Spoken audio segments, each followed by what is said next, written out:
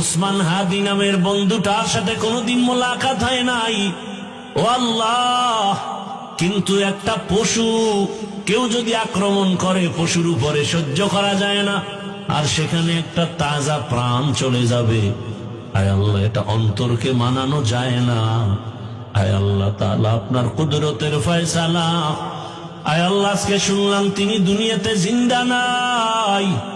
আয় আল্লাহ, তাকে শাহাদাতের মর্যাদা দান করেন। এরকম আমার কলিজার যত যুবক, তাদের নিরাপত্তার জন্য আপনি কুদরতের দরজা খুলে দেন রে আল্লাহ। আমার যুবকদেরকে দিনের খাদেম বানায় দেন। আয় আল্লাহ, প্রত্যেকটা যুবকের দেশের জন্য আপনি ঢাল বানায় দেন। আয় আল্লাহ, কত যুবকের কথা শুনলে কলিজাটা ঠান্ডা হয়ে যায়।